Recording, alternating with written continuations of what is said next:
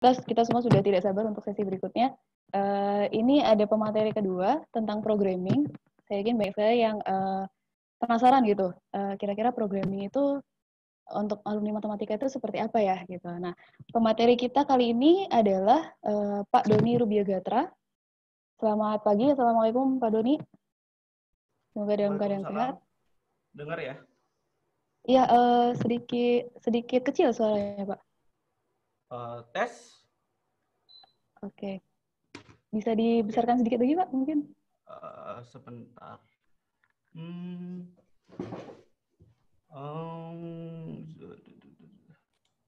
Tes. Iya, sudah lumayan terdengar. Baik. Oke, nanti saya lebih keras nanti suaranya ya.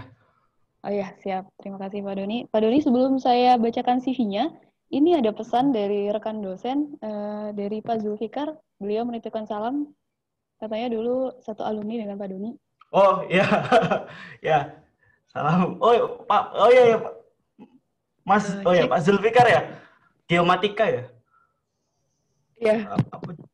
Iya ya, ya. Oke, baik. Berarti betul ya. Satu kalkulus. Satu kalkulus Pak. Iya. Waktu S1 satu kalkulus ya. Baik. Ya. Terima kasih Pak. Oke, kita bisa simak bersama-sama ya kurikulum vitae dari Pak Doni Rubiagatra. Beliau adalah senior software engineer di Zero One Group, berasal dari Surabaya, Jawa Timur. Suatu kehormatan bagi kami untuk bisa mengundang Bapak ke sini untuk menjadi pembicara. Nah, bisa kita saksikan bersama. Oke. Nanti juga saya ada sedikit intermezzo dari saya sendiri, mungkin nanti bisa dijelasin juga. Oh, baik. Ya, siap Pak. Mungkin sekilas saja berarti dari sini intinya adalah bahwa beliau lulusan dari matematika dan computer science ya dari ITS, dan beliau dulu adalah seorang presiden BEM. Wow. Tadinya adalah seorang presiden BEM dan mantan presiden BEM ya Pak. Luar biasa sekali.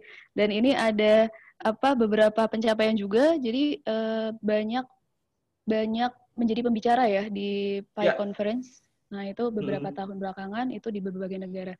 Oke. Untuk itu, tanpa mengulur waktu lagi, kita mulai saja sesi materi kedua. Kami persilakan pada Pak Doni untuk menyampaikan materinya. Waktunya sama ya Pak, 40 menit untuk materi dan 20 menit untuk pertanyaan. Baik, silakan. Sebentar.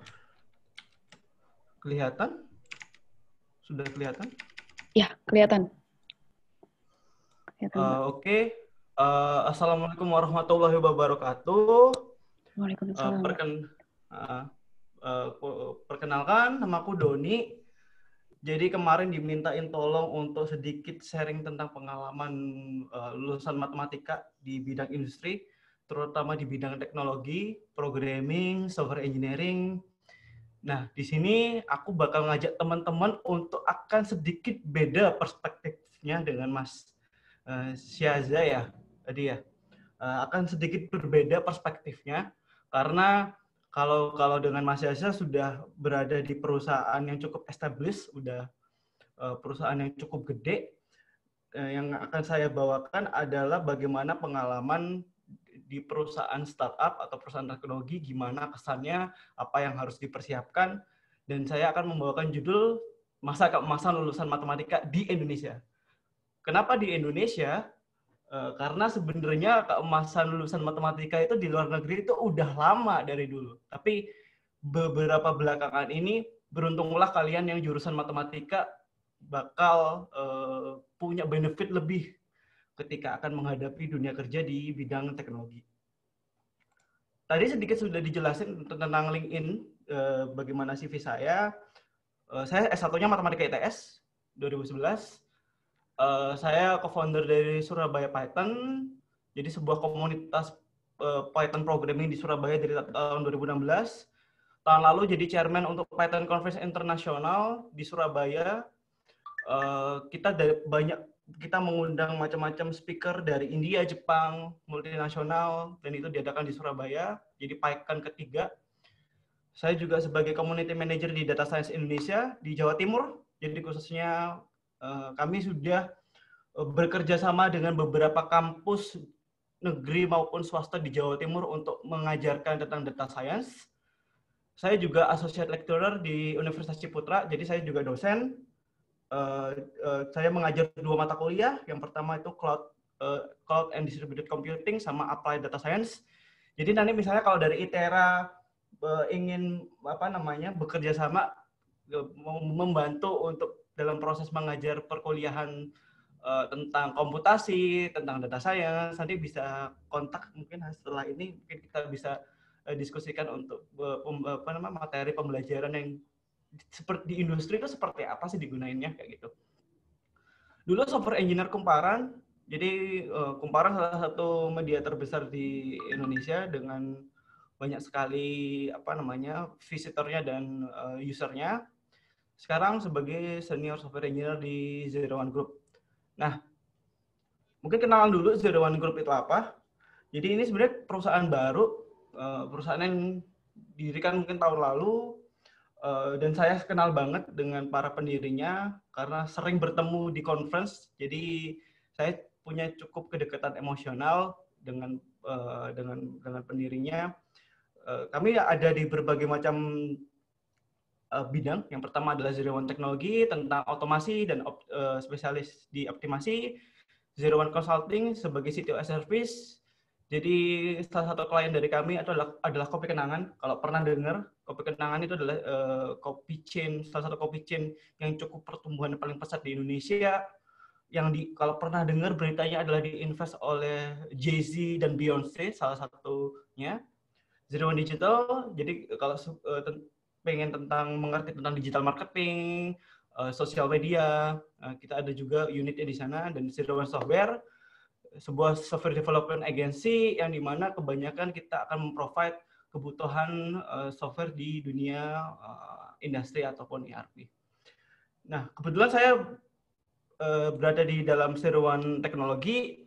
Sehari-hari kebanyakan kita berkutat dengan data automation, dan data advisory training. Kita membuat software untuk optimasi pengolahan data, yang dimana kita dapat mendapat sebuah insight agar perusahaan itu misal meminimize cost atau kita meningkatkan sales atau mencari suatu insight agar perusahaan itu menjadi lebih baik lagi. Jadi macam-macam service dari kami seperti A/B testing, web scraping, customer segmentation, optimization algorithm, statistik, agile, scrum, banyak banget yang kita bisa provide di sana. Ini yang di bawah adalah key team dari kami. Kami dari kumpulan orang-orang yang bilang memang suka di bidangnya. Jadi yang paling di bawah itu yang paling kiri SVP Data Analytic-nya namanya Mas Tony, S1-nya Cambridge, S2-nya double degree statistik sama ekonomi di Cambridge sama Oxford. Saya mungkin satu-satunya yang lulusan dalam negeri ya, S1-nya matematika ITS. Sebelah itu Mas Jordan, dia mechanical engineering di UCL, University College of London. Dan yang paling kanan Mas Alex itu S1-nya di matematik di University of Minnesota US kayak gitu. Jadi kita cukup banyak melakukan hal-hal yang menyenangkan untuk memecahkan masalah dengan menggunakan matematika. Jadi kita memang direct into solving the real problem using mathematics. Our client banyak, ada Kopi Kenangan, Bank of Thailand, kita bikin credit scoring dengan satellite image, kita juga ada klien di salah satu perusahaan tepung di Indonesia namanya Sharestar. Cukup banyak kita, bahkan ada perusahaan dermaga kayak gitu, bagaimana optimasi pengecatan kapal. Jadi kita cukup banyak mendapatkan permasalahan-permasalahan menarik yang kita bisa selesaikan. Nah, oke, rencana hari ini kita akan ada tiga aspek yang kita akan coba share, kita coba diskusikan. Harapannya lebih banyak diskusi ya. Materi saya mungkin nggak terlalu panjang, tapi saya ingin memprovok sebenarnya lulusan matematika itu sangat dicari untuk saat ini. Berbeda dengan saya mungkin awal kuliah tahun lalu. Jadi yang pertama itu bagaimana harus kerja di startup, perusahaan teknologi, lulusan matematika, dan yang terakhir adalah bagaimana kita menyiapkan diri. Jadi kalau dari Mas Azza sudah menjelaskan secara esensial matematika seperti apa di bidang terutama di bidang statistik, kalau saya dengar tadi, saya akan bawa dari perspektif komputasi, jadi ilmu komputer kayak gitu. Dan sekali lagi perspektifnya akan beda karena beliau di perusahaan yang sudah established, kami di perusahaan yang teknologi yang bahkan baru 1 tahun berdiri gitu. Bagaimana rasanya dan bagaimana perasaannya. Nah, pertanyaannya adalah kerja di startup. Mungkin ini adalah yang akan sangat menarik karena kebanyakan startup itu berasal dari ibu kota kayak gitu, di Jakarta kayak gitu. Gimana sih kerja di startup teknologi? Karena saya juga sudah ada pengalaman bekerja di Komparan, cukup besar timnya. Oke. Gimana rasanya? Yang menarik adalah banyak sekali benefit-benefit yang mungkin tidak akan bisa didapatkan di perusahaan yang sudah berdiri lama, established. Jadi misalnya dapat free food, dapat makanan. Jadi saya kenal beberapa teman yang dapat makan siang sama makan malam. Coba bayangin kalau misalnya mahasiswa ngekos gitu, tapi kamu dibayar terus dapat makan, jadi sangat bisa menyimpan uangnya karena bisa dapat makan gratis, dapat games. Kalau buntu atau kalau lagi stuck, kita nggak harus kerja terus. Jadi kita bisa main PS4, Xbox, atau main card game, main apapun lah pokoknya yang bisa membuat kita fresh kembali.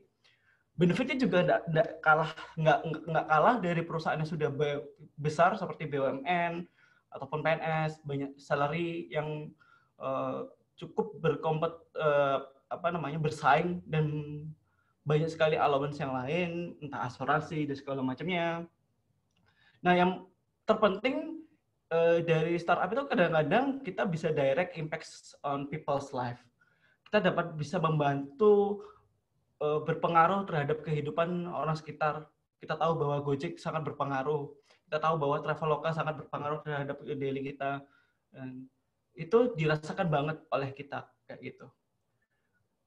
Terus selanjutnya startup provide free MacBook or Asus ROG. Jadi kalau kalian suka ngegame, kalian bisa dapatkan itu. Atau kalian pengen tahu rasanya pakai MacBook, seberapa startup kayak memprovide alat kerja untuk kayak gitu.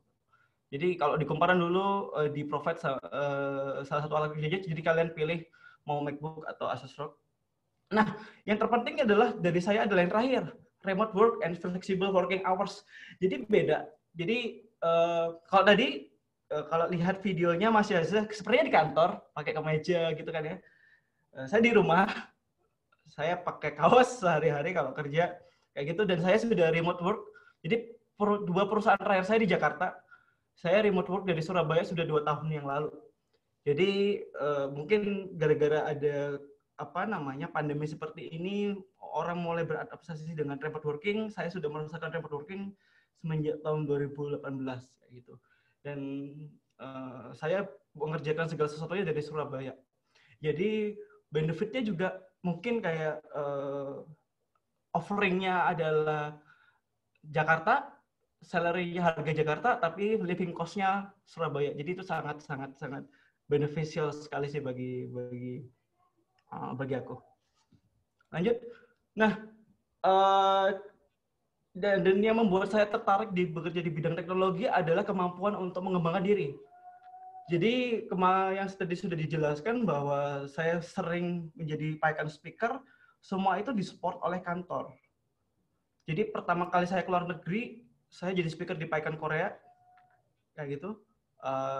Jadi saya pernah ke Korea, speaker, Thailand, Philippines, Vietnam, dan banyak ketemu orang-orang yang keren untuk kita bisa sharing gimana sih menjadi software engineer yang baik, apa sih yang harus dipersiapkan kayak gitu. Kalau misalnya teman-teman biasanya cewek-cewek suka lihat drakor atau K-pop, saya sudah ketemu opa-opa dan uni-uni di sana, jadi sangat menarik pengalaman bisa ke negara gratis disupport dan tujuannya adalah mengembangkan diri untuk jadi lebih baik lagi.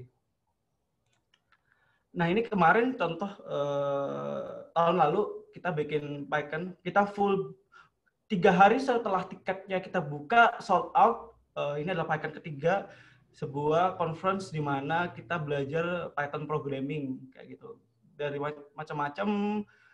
Kemarin kami mengundang dari kampus Dell, jadi masih di Sumatera, Bu Inge untuk jadi pembicara di Python conference di Indonesia gitu.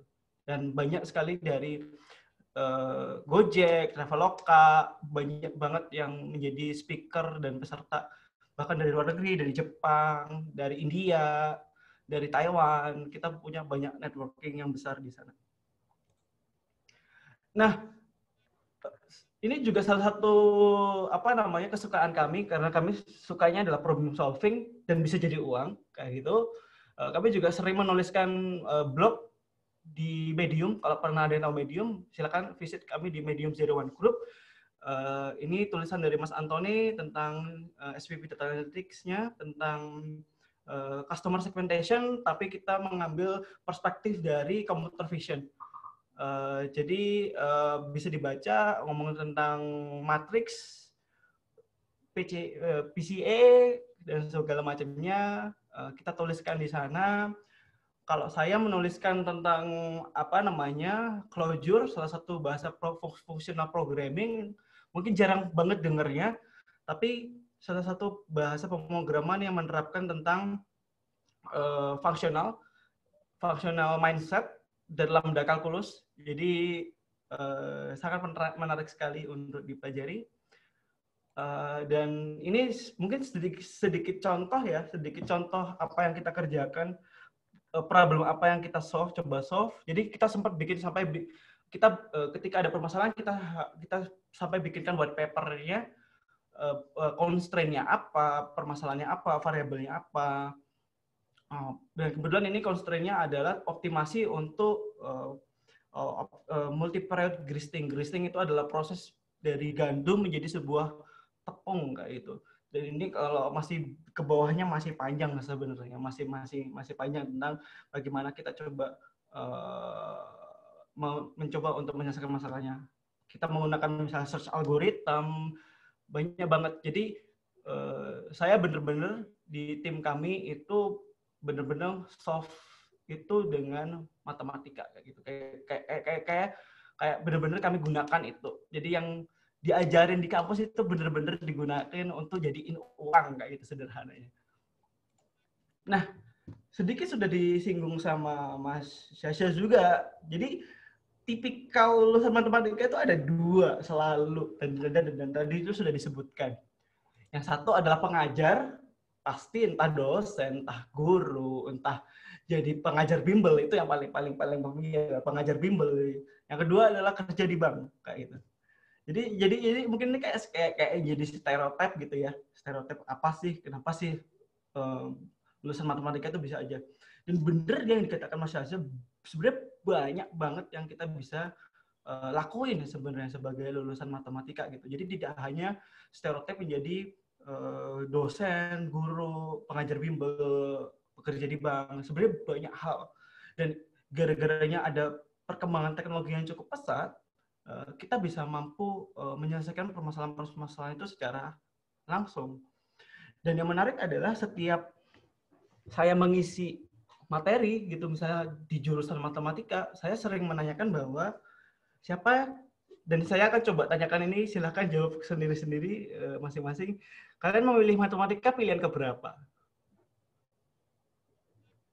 Apakah pilihan pertama, apakah pilihan kedua, atau pilihan ke N? Jadi kayak kalian masuk matematika itu plan-nya seperti apa? Dan hampir di atas 60% matematika itu, kalau pengalaman saya pernah mengisi, adalah pilihan kedua. Jadi hanya sekitar 40% ketika saya survei kecil-kecilan itu, mereka menyatakan, oh saya suka matematika, saya pilihan pertama.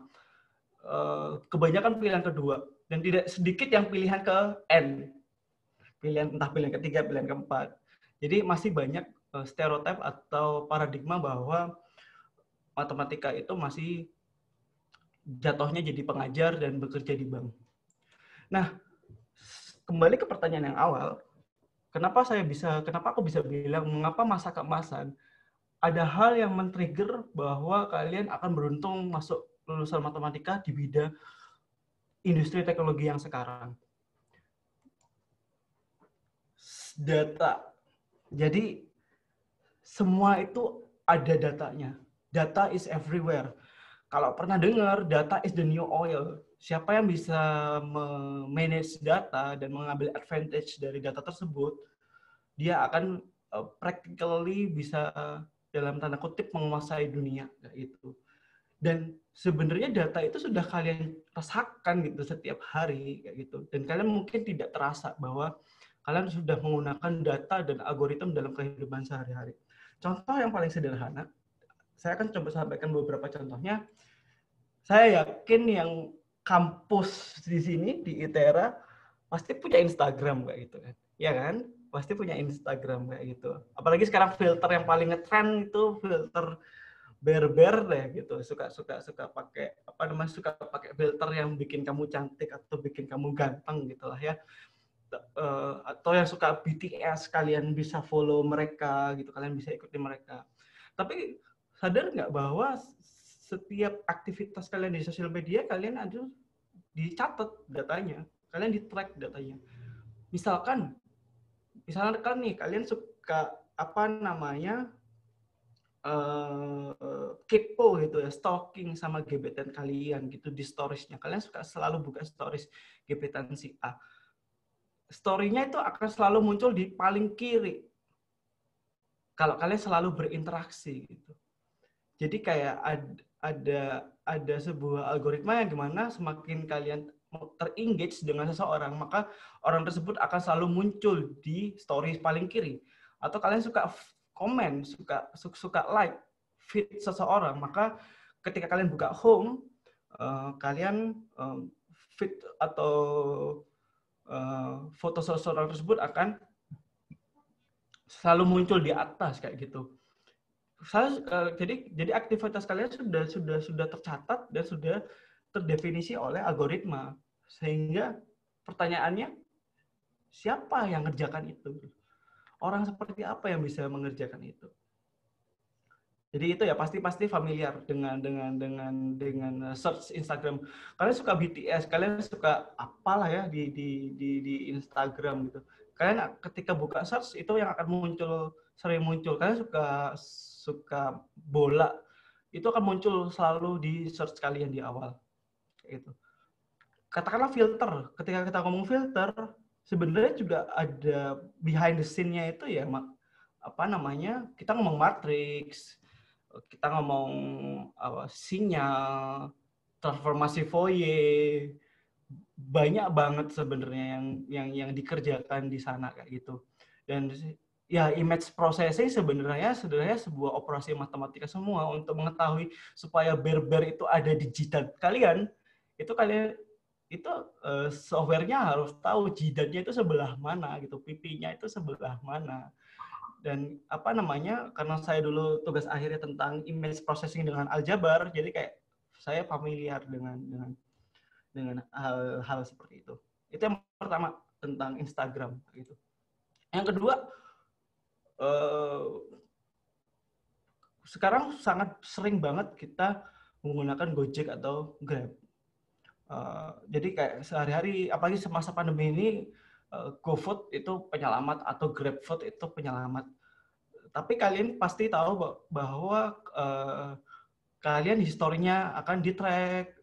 Ketika kalian terlalu sering misalnya dari kos ke kampus, kalian nggak usah milih lagi. Kalian sudah kayak ada suggestion. Terus apalagi kalau misalnya tentang demand. Jadi dynamic pricing. Ketika demand semakin tinggi, pricing-nya akan semakin tinggi.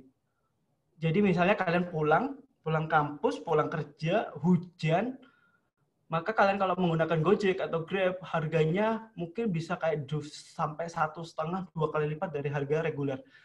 Dan itu ada gitu loh, ada perhitungannya, ada seperti itu. Jadi kayak semua itu sangat bergantung kepada algoritma. Bahkan urusan cinta pun tidak lepas gitu loh dengan algoritma. Kalau misalnya ada yang tahu Tinder atau situs dating apps lainnya, ya dia akan nyimpen data kalian sukanya apa, favoritnya apa. Dia akan ngelis semua data dari kalian dan akan coba match dengan di sekitar kalian yang akan familiar dengan dirimu sendiri. Jadi secara tidak langsung bahkan dalam urusan percintaan pun kalian sudah ditentukan oleh algoritma kayak gitu. Dan yang terakhir adalah tentang iklan. Jadi ini contoh ya, contoh. Jadi kalau kalian buka Facebook, misal nih kalian lagi lihat hijab pasmina gitu ya, hijab pasmina atau hijab segi empat. Tahu-tahu di Facebook, di Twitter atau di Instagram ada iklan hijab pasmina atau yang jualan lah, online shop kayak gitu. Itu muncul di iklannya. Itu kayak kita sebenarnya kayak aktivitas kita di internet itu sebenarnya kita dicatat gitu dan datanya mereka punya, sehingga mereka akan mengcustom bahwa atau menyesuaikan advertisingnya berdasarkan kalian sukai. Karena saya cukup intens mencari tentang teknologi, maka iklan yang saya dapat adalah iklan tentang data engineering misalnya kayak gitu. Nah, akhirnya kita bisa menyimpulkan sebenarnya ada satu term yang sangat dicari saat ini, dan itu namanya adalah data science kayak gitu. Dan berdasarkan datanya, based over time, dari 2015 itu kayak hampir 4 kali lipat terms data science itu dicari sampai sekarang. Jadi ini data dari Google Trend bahwa memang orang banyak banget mencari tahu tentang data science. Dan mungkin kalian pernah mendengar tentang data science. Dan kenapa data science? Data science itu bisa diceritakan bahwa ada the hottest job in 21st century. The sexiest job saat ini. Dan aku nggak bilang the most good pay ya, tapi kayak kalau kamu mampu punya kemampuan di sana, yang kamu dapatkan itu akan sangat-sangat cukup untuk kebutuhanmu dan mungkin berlebih kayak gitu. Karena memang job desk-nya dan tanggung jawabnya cukup besar dalam ketika kamu mampu memanfaatkan data, mencari insight, kamu bisa membawa perubahan di satu company. Bahkan kalau kalian suka, misalnya cowok-cowok kalian suka game atau suka sepak bola, pasti tahu bahwa ada yang namanya tactical, kapan harus pakai formasi A, kapan harus pakai formasi B, key pass-nya berapa, shot on goal-nya berapa. Itu semua dicatat untuk bagaimana kita bisa menghadapi lawan selanjutnya berdasarkan data yang mereka punya. Jadi kayak makanya ada term data is the new oil, karena ketika kalian memanfaatkan data, kalian practically bisa mendapatkan dunia. Nah, data scientist itu apa? Ini mungkin kayak overview-nya aja ya, generalnya. Jadi memang kayak sebenarnya multidisiplin ilmu, bahkan nggak harus kamu lulusan matematika, nggak harus kamu lulusan computer science, kamu sebenarnya bisa into gitu. Banyak perkara data di bidang sosial, politik, banyak kayak gitu. Tapi kurang lebih data scientist itu punya 3 prinsipal yang kalian bisa dapatkan. Ada matematika, statistika, algoritma, ada software engineering di sana, ada kemampuan interpersonal. Jadi benar kata Mas Yaza bahwa kalian jangan hanya kuliah aja, tapi kalian harus punya kemampuan interpersonal yang baik. Karena kalau kalian tidak mampu bekerja dalam tim, itu juga akan menjadi sebuah kekurangan dari kalian itu sendiri kayak gitu. Tapi kurang lebih data scientist adalah kemampuan berkomunikasi melalui data, dan kalian juga punya kemampuan dalam bidang software engineering, dan juga punya kemampuan secara teori di matematika, statistika maupun algoritma. Tools-nya banyak. Ini cuma sedikit aja contoh tools-nya. Entah mau pakai Java, entah mau pakai C++, Python, R, semua itu bisa membantu kalian untuk belajar itu. Dan itu sebenarnya kalian sudah mungkin dipelajari di kampus di ITERA ataupun di tempat lain. Jadi sudah ini sedikit apa namanya tools yang digunakan banyak banget sebenarnya.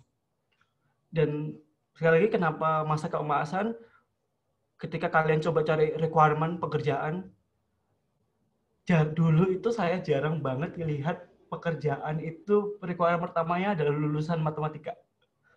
Kalau kalian bisa lihat di sini, bahkan yang dijali adalah master degree, bachelor or master degree in mathematics. Wow, bayangin. Dulu itu tidak ada, jarang butuh.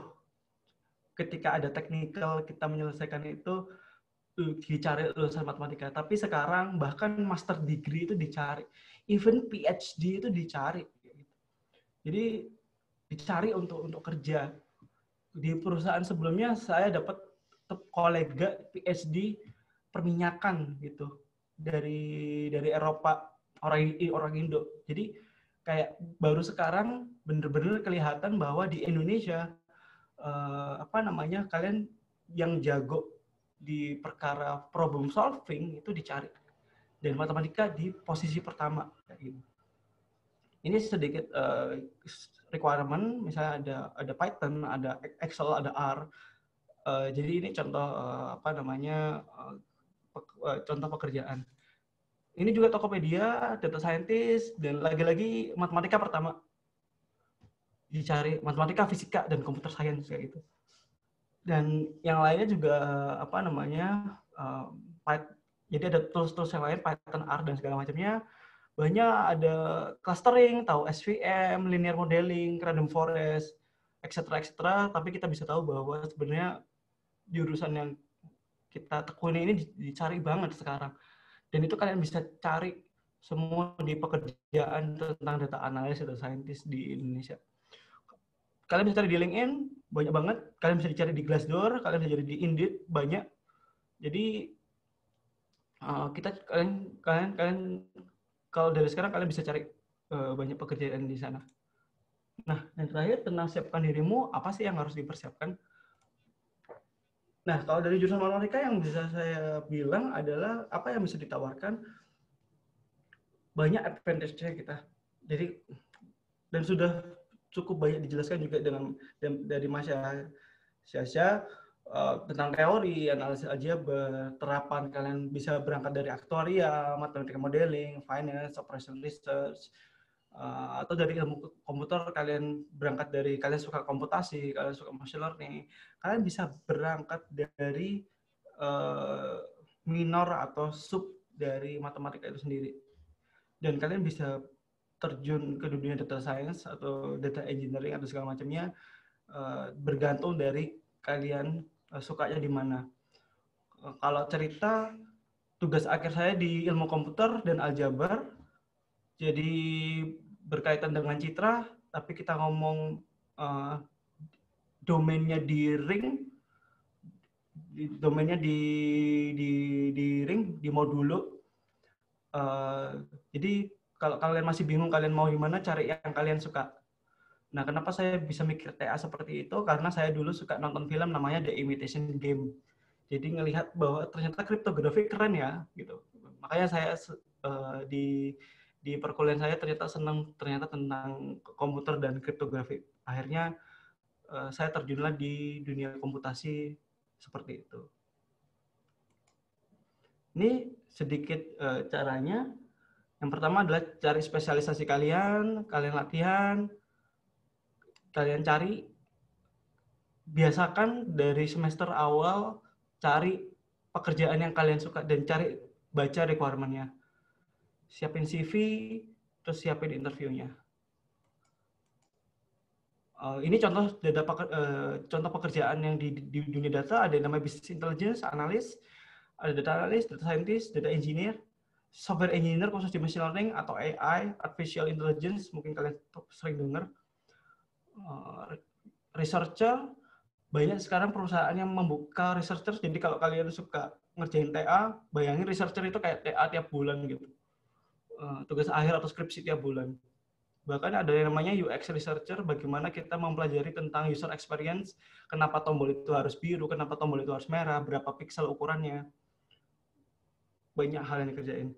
Tapi kalau di bidang ilmu komputer banyak juga, ada yang namanya product designer, ada yang namanya front end engineer, ada yang namanya back end engineer, ada yang namanya QA, quality assurance engineer, ada product manager, ada site reliability engineer, ada mobile app, ada full stack. Ini terakhir sedikit aja. Jadi apa yang harus dilakukan? Bikin portofolio, join komunitas, baca, dan belajar soft skill. Kalau anak ilmu komputer harus tahu punya GitHub, silakan buka GitHub, silakan bikin GitHub. Kalau biasanya cari tahu tentang coding, kalian bisa cari di GitHub kode-kodenya. Kalau misalnya anak-anak coding, biasanya pasti buka Stack Overflow. Jadi kalau bingung ngerjain apa, pasti buka Stack Overflow. Jadi kalau misalnya kalian bikin buku skripsi, buku tugas akhir, harusnya terima kasih kepada Stack Overflow. Google itu nomor pertama kayak gitu. Join komunitas teknologi kebanyakan di Telegram, ada data science, ada Linux, ada JavaScript, banyak banget sebenarnya di Telegram. Baca, jadi jangan hanya baca buku kalkulus, tapi baca tentang bagaimana menjadi software engineer yang baik di Medium.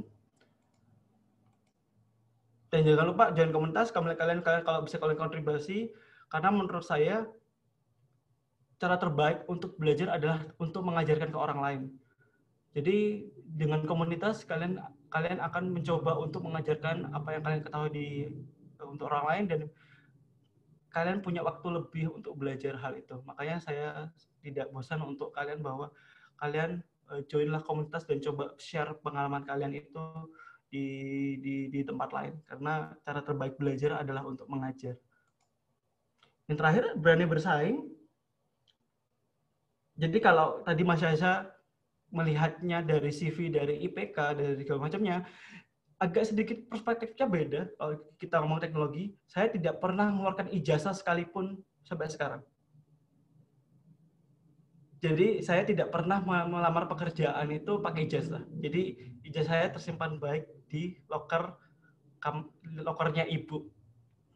Pokoknya orang tua senang saya lulus, tapi saya tidak pernah menggunakan ijazah sama sekali untuk mendaftar sebuah pekerjaan. Dan saya di approach untuk jadi dosen di Ciputra pun itu tidak tetap kirimin ijazah, cuman itu bukan sesuatu requirement yang penting gitu. Jadi kalau di bidang teknologi yang terpenting itu adalah portofolio. Karena portofolio atau sesuatu yang kalian kerjakan itu adalah speak by itself. Kalian tidak usah tulis CV yang aneh-aneh, kalian bisa apa kayak gitu. Karena kami bisa ngejudge itu dari apa yang kalian lakukan, kode kalian seperti apa. Jadi, dan itulah juga keuntungan anak matematik, karena kalian tidak hanya tahu coding, secara esensial matematiknya kalian tahu, secara coding kalian tahu, jadi itu adalah sebuah advantage dari kalian sebagai jurusan matematik. Terakhir, kalau kalian pengen kerja remote, kita open pekerjaan, ada statistical data analyst, silahkan buka di Sedowan Group Career, gimana requirement-nya. Tapi kami perusahaan yang sangat welcome tentang remote working, karena saya kerjanya dari Surabaya, sedangkan kantornya di Jakarta kayak gitu. Dan kita juga lagi nerima internship dari kampus, dari macam-macam kampus luar negeri juga kayak gitu. Oke, thank you sudah mendengarkan. Aku excited banget untuk ada tanya jawab. Saya coba sekali lagi saya terima kasih ke ITERA telah mengundang aku di sini, dan juga terima kasih ke Mas Yaza yang sudah mengisi materi di sesi pertama. Mungkin saya kembalikan lagi ke moderator. Terima kasih.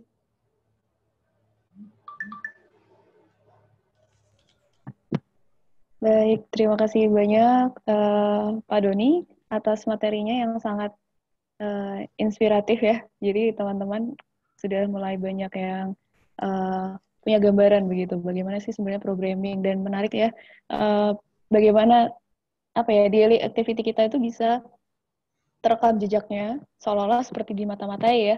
Jadi dari bangun tidur sampai berangkat kerja, sampai apapun itu karena kita sangat tergantung pada gadget dan semuanya ada di situ, internet based, sehingga di track terus kemudian dan itu bisa menjadi sebuah keuntungan bagi pihak-pihak tertentu ya. Jadi mungkin kalau saya pengalaman misalkan pernah searching tentang ingin beli suatu produk gitu, tahu-tahu di platform lain muncul juga produk itu, muncul lagi sehingga konsumtifnya itu bertambah. Gitu. Itu ternyata ada rahasianya di balik itu. Nah, ini sudah mulai ada pertanyaan, tapi sebelum itu saya ingin menginformasikan bahwa keyword kita yang kedua adalah programming, teman-teman. Jadi untuk yang absensi, untuk yang ingin mendapatkan sertifikat, e-sertifikat, keyword kita adalah programming. Jangan salah tulis, karena programming kadang-kadang menulis M-nya double, jadi M-nya single ya, programming. Kemudian ini saya akan share beberapa pertanyaan yang sudah masuk.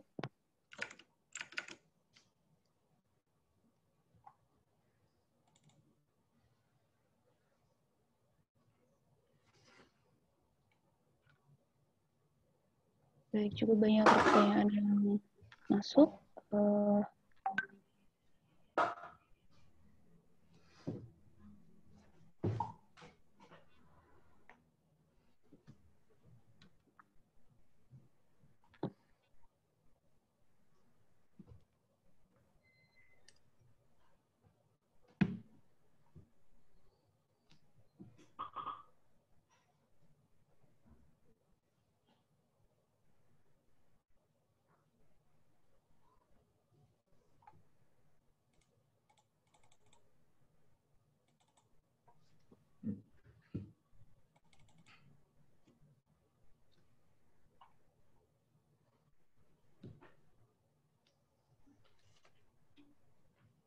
Oke, mohon maaf, sedikit menunggu. Wah, banyak banget. Ini yang ya keyword dari pertama ya. Boleh dipilih, Mas, kalau ini. Boleh juga Oke. dari pertama yang Banyak banget ya. sekiranya Oke. Oke. persilahkan. Bagaimana mengembangkan startup bagi kami mahasiswa yang aktif, dan apakah perlu menyusun sendiri aplikasinya atau kita membeli aplikasi yang sudah disiapkan web penjual? Tergantung. Jadi kalau pertanyaannya kurang lebihnya, apakah kita harus coding itu dari awal atau kayak udah pakai di web penjual? Tergantung jawabannya. Kalau kamu pengen sebenarnya mengembangkan skill di codingnya, ya kamu coba aja coding. Jadi kayak start aja gitu. Coba kamu bikin aplikasi web itu. Tapi kalau kamu punya background sebagai entrepreneur, kamu bisa aja tanpa harus coding. Kamu kayak sudah tahu cari software itu di mana, dan kamu coba jual itu. Jadi mindsetnya beda, tergantung. Jadi kalau kamu pengen buat sendiri, ya silakan. Yang kamu dapatkan adalah kemampuan codingmu bertambah. Tapi kalau kamu adalah orang backgroundnya entrepreneur, ya silakan gitu. Karena banyak juga startup yang berasal dari nggak harus coding dari awal. Mereka menjual idenya ke orang, kalau idenya bisa jadi cuan, kenapa enggak gitu. Jadi pertanyaan itu akan tergantung kamu. Kalau sebagai mahasiswa tinggal gini, apa yang paling kamu sukai? Apakah kamu suka berjualan, entrepreneur, ataukah suka coding? Jadi tinggal kamu pilih ya, mau yang mana. Yang kedua, keunggulan lu sama mereka bertahan di dunia kompetisi bidang programming. Saya bukan orang, jadi pertanyaannya itu adalah lulusan matematika bertahan di dunia kompetisi ya, bidang programming. Kebetulan aku bukan orang yang cukup familiar ikut kompetisi programming, tapi ada yang namanya TOKI, tim Olimpiade Komputer Indonesia, dan Bu Inge dari Universitas Dell, Institut Teknologi Dell itu pernah ke mana? Ke Surabaya kemarin. Ya kebanyakan juga baik dari macam-macam jurusan, informatika, sains komputasi, dan lain-lain. Itu akan sekali lagi bergantung kepada orangnya gitu. Jadi bukan perkara dia dari jurusan mana. Cuman yang sebuah keunggulan yang kalian bisa dapat adalah kalian akan mendapatkan informasi yang lebih komprehensif daripada teman-teman jurusan lain. Kalau misalnya mereka lebih praktikal, kita juga akan tahu esensialnya seperti apa. Kenapa kita harus pakai algoritma A, kenapa kita harus pakai algoritma B. Sehingga kadang-kadang kemampuan problem solving itu yang lebih penting daripada hanya kemampuan menggunakan practicality tersebut. Karena sekali lagi di dunia data, ketika kamu mampu memecahkan suatu masalah dan menjadi cuan, itu yang bakal banyak dicari. Jadi sekali lagi tergantung. Ada yang dari ITS. Terima kasih penjelasannya. Saya ingin bertanya, bagaimana cara menentukan spesialis kita dan membangun portofolio yang baik dalam bidang data? Nah, sekali lagi, gimana cara kita menentukan spesialisasinya? Sekali lagi, coba kenali diri kalian. Kalian itu senangnya di mana gitu. Ada pepatah Jawa yang bilang gini, cinta ada itu karena terbiasa gitu. Jadi kalian suka yang mana gitu? Kalian terbiasa yang mana? Kalian terbiasa matematika modeling kah? Kalian terbiasa matematika komputasi kah? Kalian suka yang mana gitu? Apa yang membuat kalian suka gitu mengerjakan sesuatu? Kalau misalnya suka belum ada, tahap kedua adalah kalian bisa yang mana gitu. Kalau sudah kalian di matematika, kalian suka yang mana? Kalian suka matematika discrete? Kalian suka yang continue? Kalian suka yang mana? Jadi berawal dari kalian sukanya di bidang apa. Saya numbuhkan suka di ilmu komputer gara-gara lihat film. Banyak kok film drama Korea yang berbau matematika juga ada, namanya Suspect X kalau pernah dengar. Jadi orang matematikawan yang falling in love dan ada adegan pembunuhan di sana. Jadi itu menarik gitu. Banyak banget sebagai inspirasi, lihat video di YouTube tentang betapa kerennya data scientist, gimana itu yang bisa membantu juga. Jadi itu yang kita bisa mulai, di mana kita mencari spesialisasinya. Bikin portofolio yang baik. Kalau kalian ngejarnya di perusahaan teknologi, bukan perusahaan BUMN, kalian harus tahu GitHub. Biasa kan tugas kalian di kampus, kalian bisa upload tugas kalian di GitHub. Kalian harus punya LinkedIn.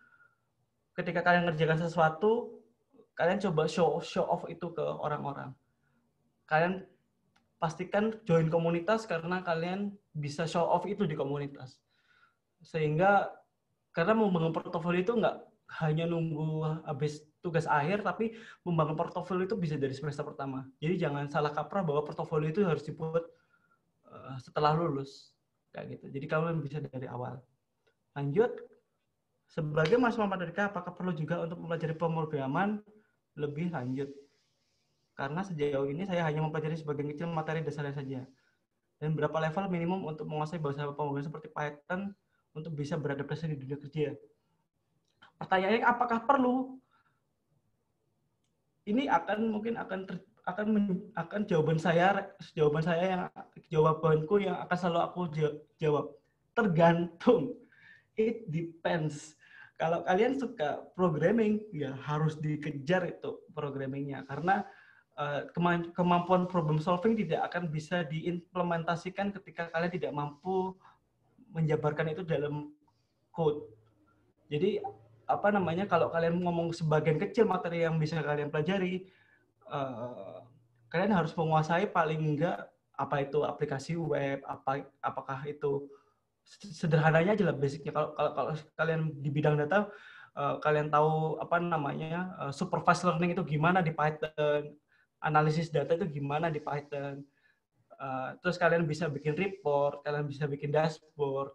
Jadi tergantung untuk sampai mananya kalian baca requirement dari perusahaan. Jadi tadi aku sudah menunjukkan ada Bukalapak, ada Tokopedia. Kalau kalian mau kerja di bidang data, coba baca requirement-nya, karena setiap perusahaan itu requirement-nya beda. Jadi kalau misalnya kalian diminta untuk belajar supervised learning ABCDE, ya udah pelajarin itu untuk perusahaan itu.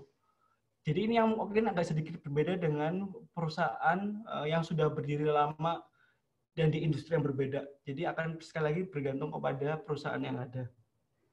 Jadi kayak gitu. Lanjut, bagaimana lulusan matematika dapat lebih unggul dibandingkan lulusan teknik informatika maupun jurusan lebih mendambahi teknologi, tips membagi waktu perkuliahan matematika, belajar dan mandiri pemrograman.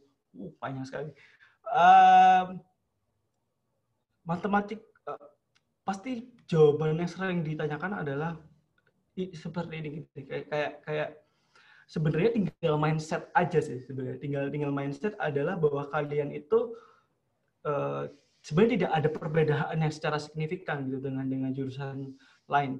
Jurusan lain yang lebih populer itu karena mereka banyak orang yang ke sana.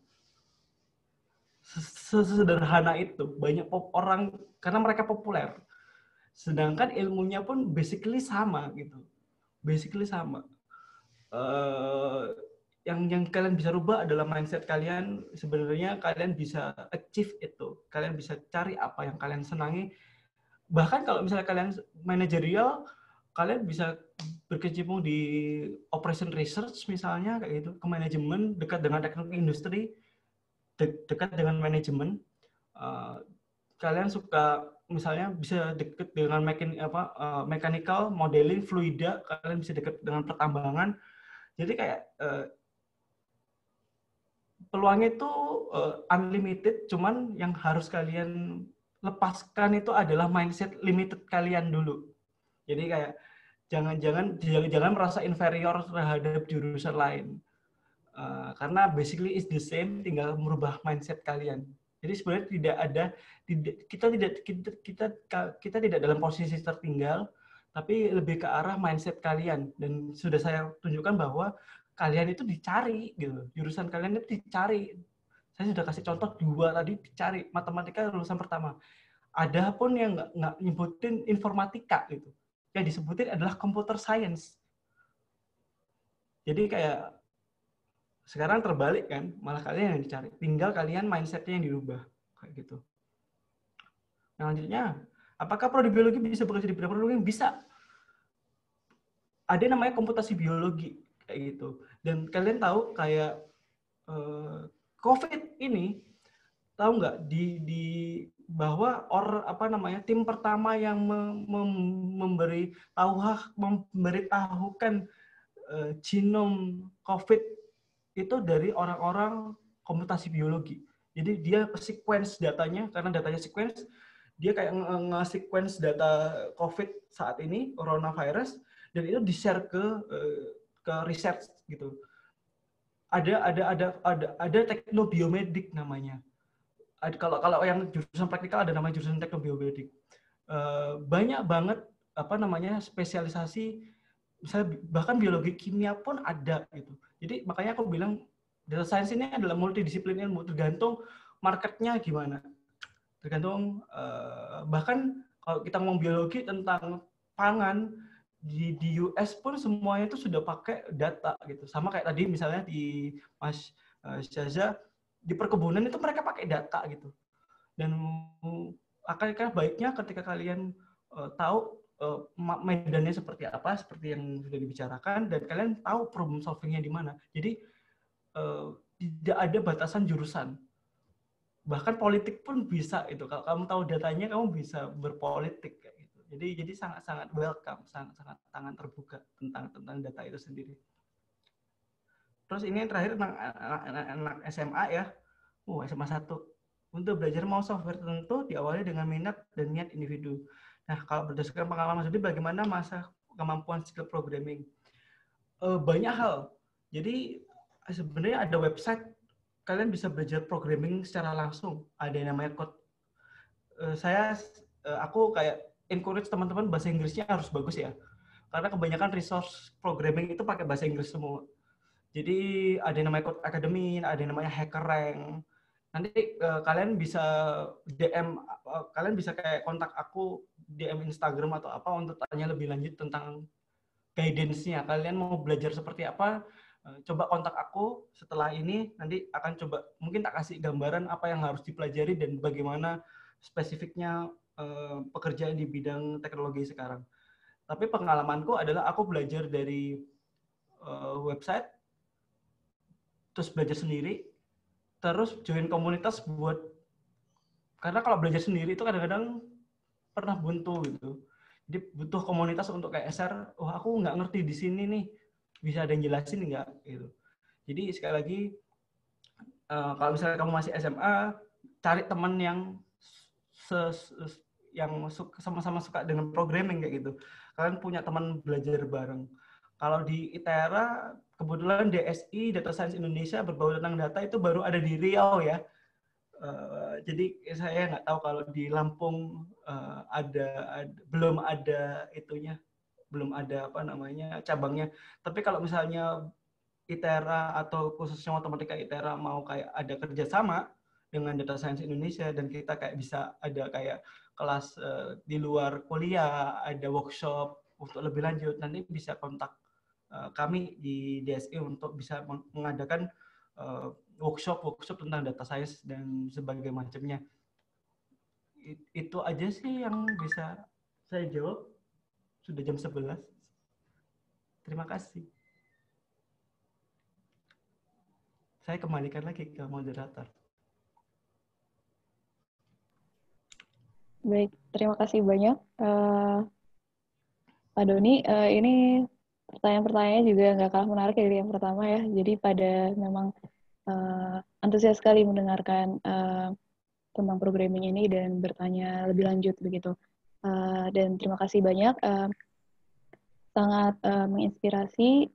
Ini jangan lupa tadi pesan dari Pak Doni bahwa kita dengan yang lain itu sebetulnya mungkin sama saja gitu ya, kompetisinya itu lulusan mana. Cuman bisa di pinpoint lagi gitu bahwa kalian punya critical thinking, kalian punya ini, nah itu bisa menjadi apa istilahnya bekal yang lebih untuk nanti gimana sih berkompetisi dengan yang lain gitu, dengan lulusan lain misalnya. Kemudian tadi juga terima kasih banyak Mas Doni, mungkin nanti bisa jadi kami akan menghubungi lebih lanjut untuk workshop atau kerjasama lebih lanjutnya lagi.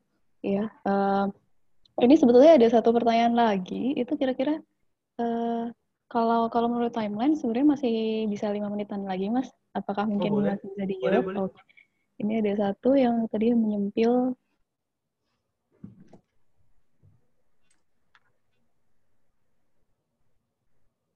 Iya, ada di baris terakhir. Ini sudah.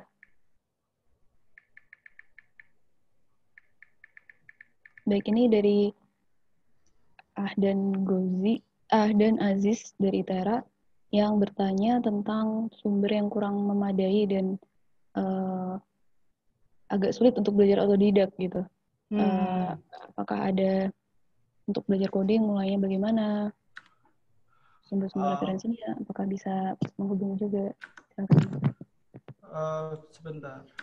Saya boleh share screen lagi nggak? Paling nggak bisa nunjukin. Iya, bisa. Mangga, Pak. Iya.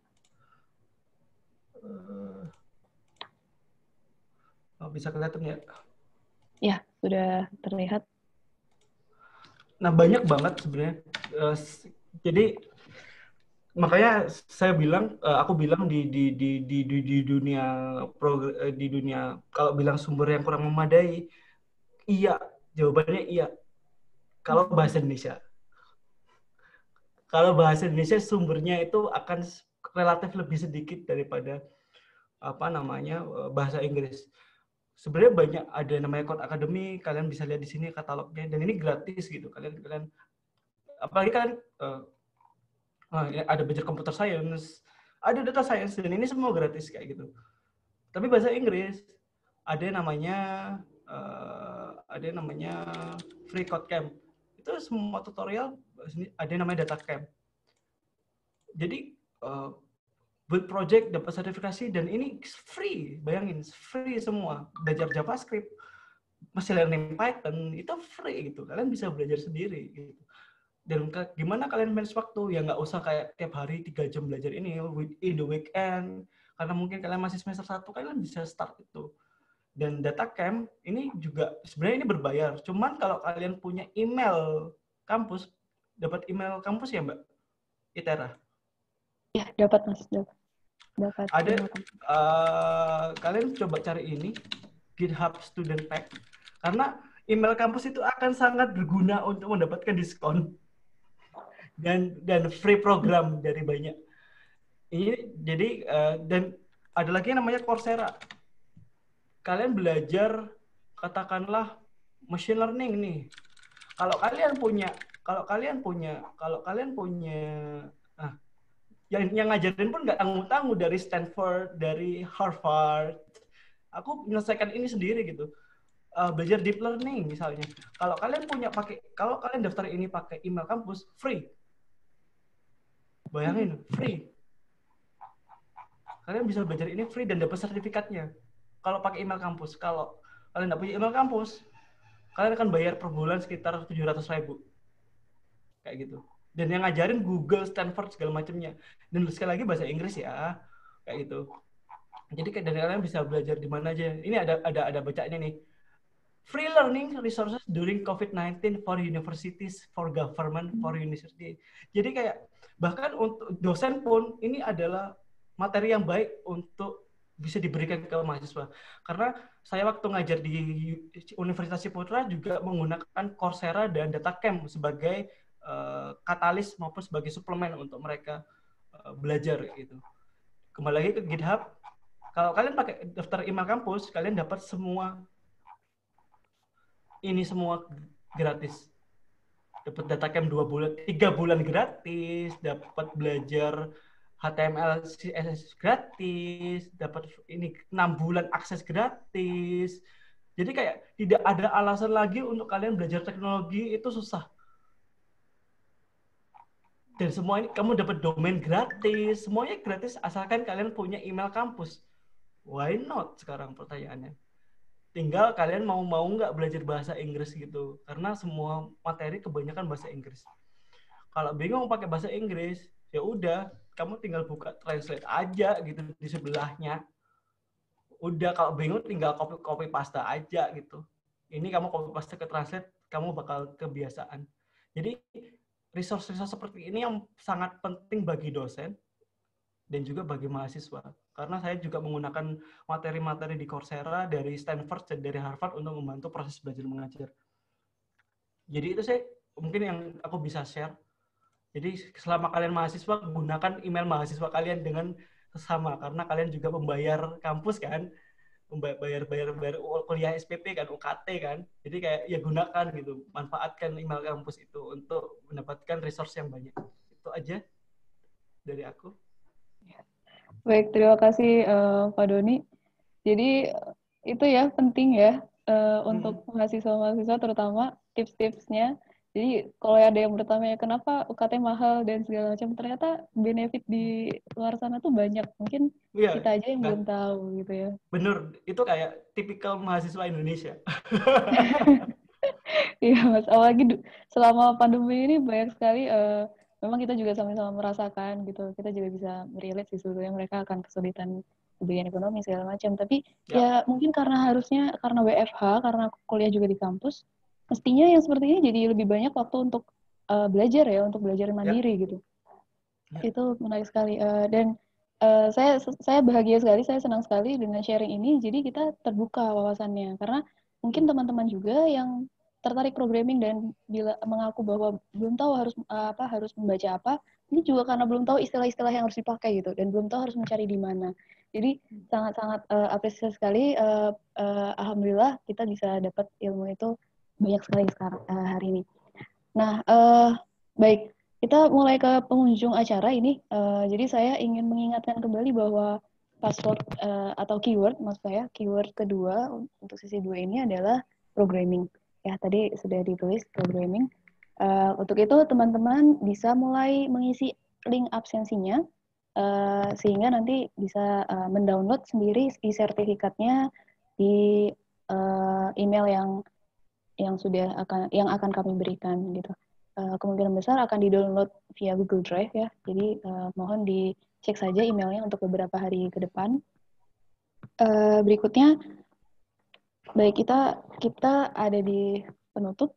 Jadi saya sebagai moderator sekali lagi mengucapkan terima kasih banyak atas kehadiran dan waktu yang sudah diberikan dari pemateri, atas partisipasi teman-teman, juga tidak luput berbagai pihak yang sudah menyelenggarakan acara ini, bahkan mahasiswa pun sudah mulai ikut aktif membuat desain web segala macam, itu kami apresiasi dan semoga acara kedepannya bisa lebih baik lagi. Dan sekali lagi untuk GGF Great Giant Food maupun One Zero Group, kami berharap kita akan terus bermitra untuk kedepannya dengan baik dan saling mutual memberikan manfaat begitu. Semoga juga dengan sharing ilmu yang diberikan Pak Doni nanti kedepannya company-nya akan menjadi lebih besar lagi, semakin besar lagi dan semakin bermanfaat bagi banyak orang. Baik, terima kasih banyak. Sekali lagi, mohon maaf atas banyak kesalahan ataupun kekurangan. Saya ucapkan wassalamualaikum warahmatullahi wabarakatuh. Selamat siang semuanya. Waalaikumsalam.